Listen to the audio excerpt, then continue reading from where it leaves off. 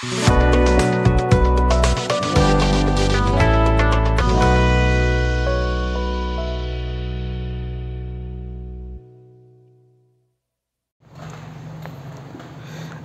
warahmatullahi wabarakatuh. Berjumpa lagi dengan saya Vega Prayoga. Pada kesempatan ini saya akan membahas atau meng-share apa yang bisa saya share terkait dengan CPNS 2021 yang kebanyakan mungkin ada yang telah bekerja atau telah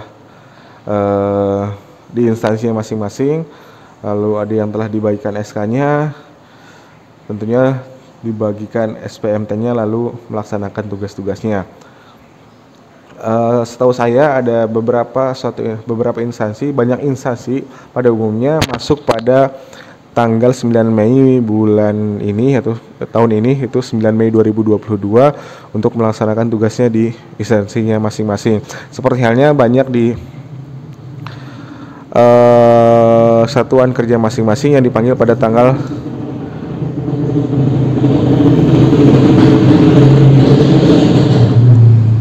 pada tanggal 9 Mei 2022, seperti halnya instansi yang di bawah Kementerian Pendidikan dan Kebudayaan, Ristek dan Teknologi, sebagaimana saya di bawah naungan Kemendikbudristek tersebut.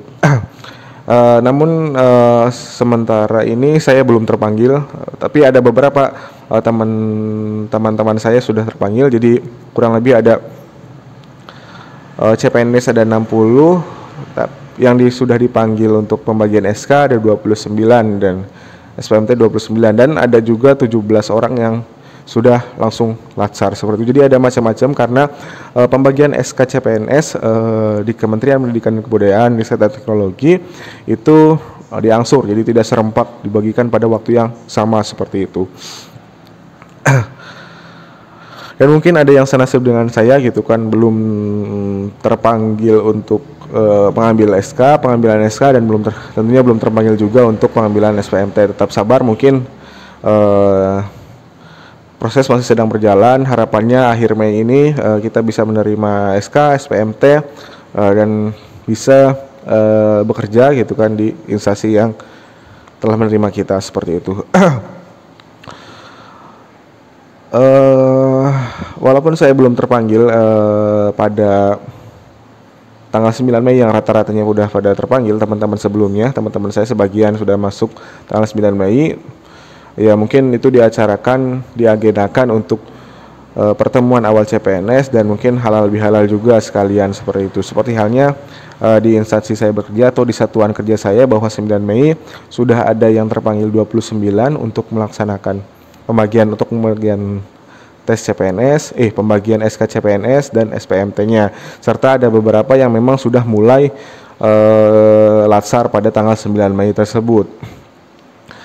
Di satuan kerja saya ini pengalaman saya bahwa 9 Mei itu saya memang tidak ada panggilan, tapi saya untuk berusaha ke kampus lah, main-main saja atau pendekatan saja ke kampus, dan ternyata ada cara halal bihalal gitu kan. Saya masuk saja, ikut pengajian dan lain-lain, terus musyafaah dan lain-lain, salam-salaman gitu kan, dan sekaligus ketemu dengan pimpinan, yaitu wakil dekan. Saya ketemu dengan wakil dekan dan dua-duanya wakil dekan, bertemu berbincang-bincang sedikit, walaupun saya memperkenalkan diri, saya dosen baru di sini Pak yang terima. Intinya saya diterima di sini, dosen baru, namun saya belum menerima SKCPS. Tapi pimpinan ya menanggapinya dengan sangat baik gitu kan, diajak main untuk ke fakultas dan lain-lain, seperti diajak main ke ruangan dosen dan lain-lain seperti itu.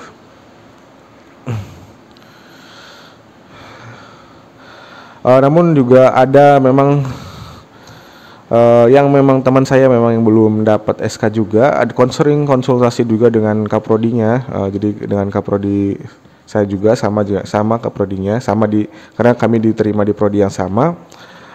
Mereka kaprodi saya dan teman saya ini sudah sering berkonsultasi bagaimana caranya bersikap, intinya dinasehati ketika sudah masuk dipanggil SKCPS dan SPMT, bagaimana cara sikap atau sikap kita menghadapi senior. Misalnya mungkin kita harus tetap menghormati karena memang kita masih junior, walaupun tidak ada senioritas dan junioritas, tapi kita sadar ya bahwa kita adalah anak baru di sini. Jadi anak baru itu harus baik, jadi bersikap dengan baik atas senior kita, walaupun tadi tidak ada senioritas di situ, tapi istilahnya kita harus kulonuwun lah, atau permisi bahwa kita mohon diajari atau mohon dibimbing oleh senior atau oleh dosen-dosen yang telah lama mengabdi di suatu instansi atau perguruan tinggi seperti itu. Seperti halnya teman-teman ketahui bahwa saya terima di CPNS di perguruan tinggi sebagai dosen seperti itu. Konsultasinya banyak, jadi bukan terkait dengan tata krama atau sopan santun di perguruan tinggi, tapi halnya ya bersikap itu sendiri, terus bagaimana menanyakan apa keilmuan kita nanti akan kita diarahkan kemana pada akhirnya.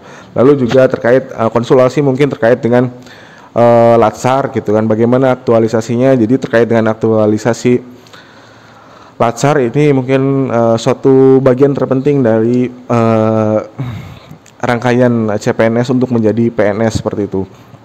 Ada sebaiknya atau disarankan untuk memilih suatu atau mencari suatu permasalahan di instansi yang kita terima. Misal halnya ada permasalahan apa yang perlu diperbaiki dari suatu prodi atau dari suatu biro yang kita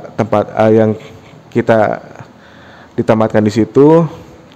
Nah, itu yang akan menjadi bahan untuk kita aktualisasi pelatihan dasar, sehingga nanti produk yang kita buat atau misalnya karya yang kita buat dalam aktualisasi Latsar bisa berguna pada instansi tersebut.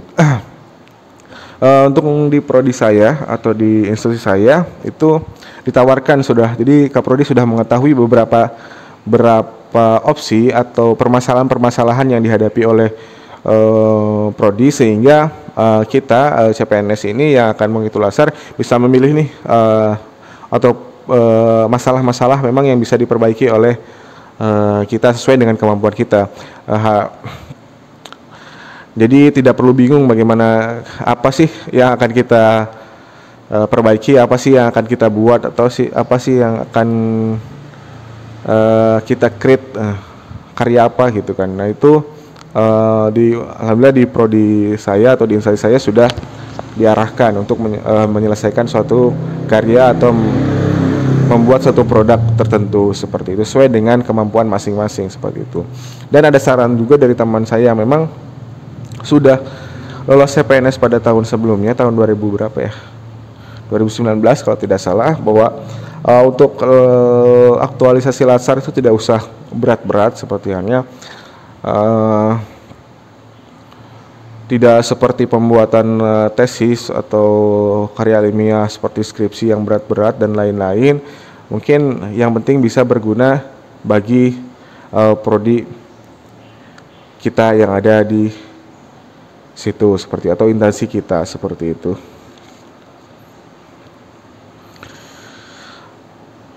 Mungkin itu saja. Jadi ada beberapa hal yang banyak belum saya ceritakan. Nanti mungkin setelah ini video ini saya akan bahas terkait dengan bagaimana sih alur-alur yang lain atau aktivitas-aktivitas yang lain terkait dengan penerimaan SK CPNS, mungkin tahap ke-7 SPMT dan lain aktivitas-aktivitas bagaimana yang dilakukan oleh CPNS. Mungkin sebagiannya saya yang mendalami di satuan kerja saya bisa di-share dan lain-lain seperti itu. Mungkin bagi teman-teman yang ingin berbagi terkait dengan progres teman-teman di instansi masing-masing bisa tuliskan di kolom komentar seperti itu. Mungkin itu saja. Terima kasih atas perhatiannya. Mohon maaf banyak kurang dalam menyampaikan informasi atau sharing-sharing informasi ini.